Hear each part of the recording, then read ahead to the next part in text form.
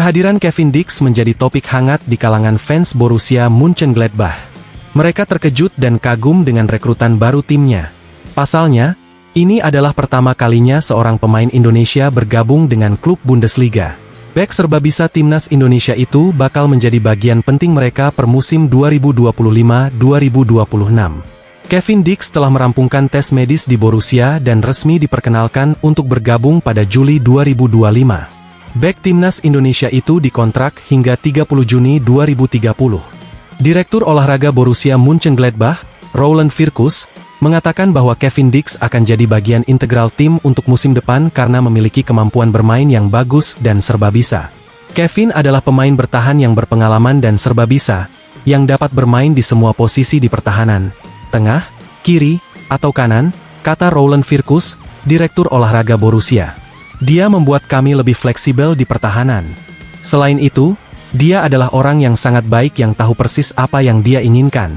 Dia akan sangat cocok dengan kami.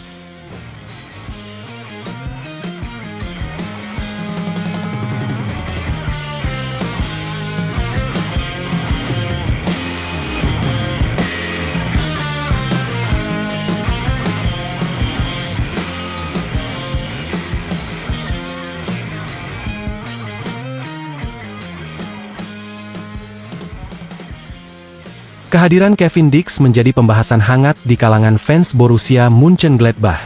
Baru pertama kali pemain Indonesia bergabung dengan klub Bundesliga. Fans setempat sampai takjub karena engagement media sosial klub sejak merekrut Dix begitu dahsyat. Terlihat pada peningkatan engagement media sosial klub. Para penggemar bahkan secara aktif memantau dan memperbarui jumlah likes dan komentar di unggahan Instagram Borussia Mönchengladbach terkait Kevin Dix. Hal ini menunjukkan antusiasme besar dari para penggemar terhadap kedatangan pemain timnas Indonesia ini. Seorang supporter bahkan rajin update berapa likes dan komentar di laman IG Borussia.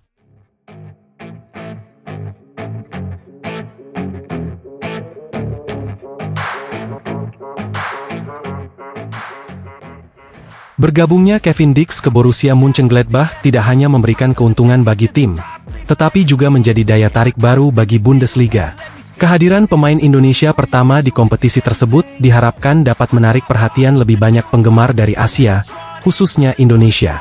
Dengan kemampuan dan potensi yang dimilikinya, Kevin Dix diharapkan dapat memberikan kontribusi besar bagi Borussia Mönchengladbach dan menjadi inspirasi bagi pemain muda Indonesia lainnya. I've been chasing, all here for the taking. Don't wanna test your luck with me, I think I've had enough disease. I'm sick of all the bad thoughts, people who are half-nots. You are not as tough as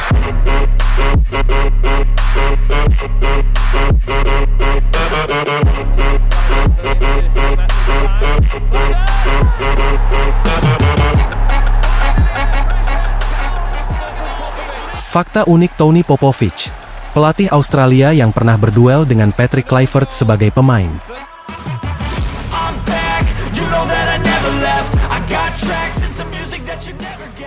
Laga melawan timnas Indonesia bakal jadi momen penting bagi pelatih Australia, Tony Popovic. Sebab, setelah berduel sebagai pemain di masa lalu, Tony Popovic akan kembali bertemu dengan Patrick Kluivert. Australia dan Indonesia akan bertemu pada matchday ke-7 kualifikasi Piala Dunia 2026 zona Asia. Laga Australia dan Indonesia ini akan dimainkan di Stadion Sydney pada 20 Maret 2025 yang akan datang. Tim berjulukan Socceroos sebelumnya mendapat hasil kurang memuaskan pada laga November 2024. Jackson Irvine dan kawan-kawan hanya bermain imbang melawan Arab Saudi dan Bahrain. Mereka 4 kali imbang pada 5 laga terakhir. Laga nanti bakal menjadi panggung peperangan dua pelatih kedua tim. Tony Popovich di kubu Australia dan Patrick Kluivert bersama timnas Indonesia. Menarik dinantikan siapa yang bakal lebih jago strateginya.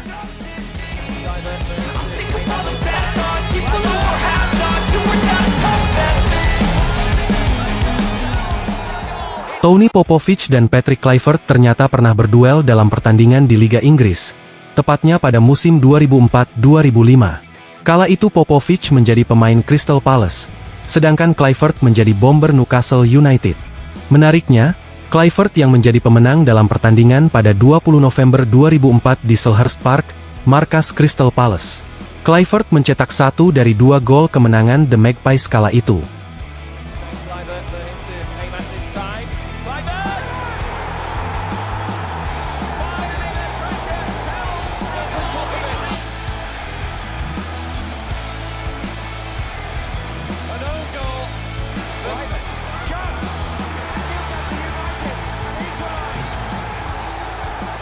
Adapun dalam karir memoles Australia, Tony Popovich sudah 4 kali memimpin tim negeri kanguru setelah menggantikan posisi Graham Arnold yang didepak pada September 2024. 4 laga yang dipimpin Tony Popovich adalah kemenangan 3-1 atas Cina, dan 3 kali imbang melawan Jepang, Arab Saudi, kemudian Bahrain. Ujiannya terdekat adalah melawan timnas Indonesia dan Cina. Sementara Patrick Kluivert baru ditunjuk menangani Indonesia awal bulan ini, menggantikan posisi Shin Tae-yong meski pernah berduel di lapangan sewaktu masih aktif sebagai pemain. Kini Tony Popovich mengaku minim informasi seputar sepak terjang Kluivert. Kiprah kepelatihan ex-striker legendaris Belanda memang tak secemerlang ketika menjadi pemain. Kluivert tercatat memimpin timnas Curaçao dalam 2 momen, dan terakhir melatih klub Turki, Adana Demirspor, dalam 20 laga sebelum diberhentikan. Situasi ini Popovich hanya memiliki sedikit bahan untuk dianalisis menjelang bulan Maret. Kami akan melihat sejarah kepelatihannya. Kluivert belum memiliki sejarah panjang tapi kami telah melihat struktur yang dia mainkan, ujar Tony Popovich dilansir dari ESPN. Kami melihat dia memainkan formasi 5 back dengan Curaçao dan di Turki dia memainkan formasi 4 back. Sementara Shin Tae-yong kemarin memainkan formasi 5 back di Indonesia.